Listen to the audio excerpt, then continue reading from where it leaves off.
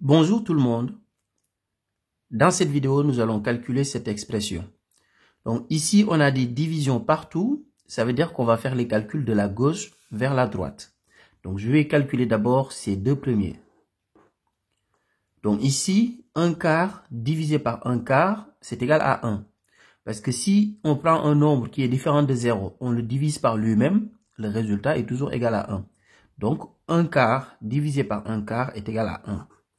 Donc 1 divisé par 1 quart divisé par 1 quart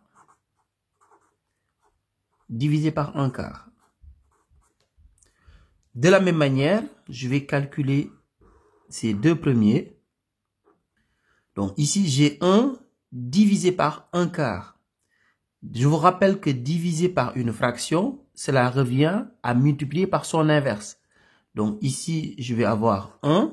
Donc, divisé par 1 quart, cela revient à faire fois 4 sur 1.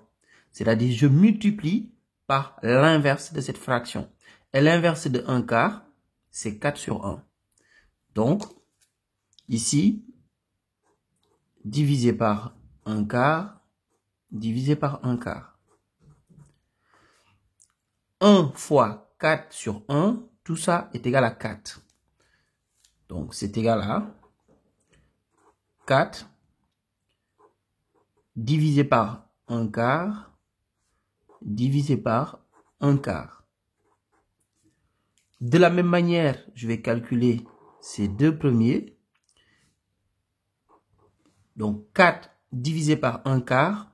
Donc, de la même manière, divisé par une fraction revient à multiplier par son inverse. Donc, je fais 4. Donc, je dois diviser par cette fraction. Donc, je vais multiplier par son inverse. Donc, multiplier par.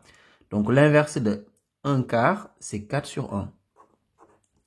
Donc, divisé par 1 quart. Donc, 4 fois 4 sur 1 est égal à 16. Parce que 4 fois 4 est égal à 16. Et 16 divisé par 1 est égal à 16.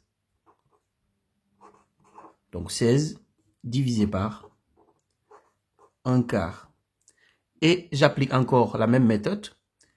Diviser par une fraction revient à multiplier par son inverse. Donc, ici, je vais avoir 16. Donc, je multiplie par l'inverse de cette fraction. 4 sur 1. Donc ici, je continue sur le côté, comme ça vous allez voir la suite. Donc ici, je fais 16 fois 4, c'est égal à 64. Bah, 64 divisé par 1, c'est égal à 64. Donc le résultat est égal à 64. Au revoir.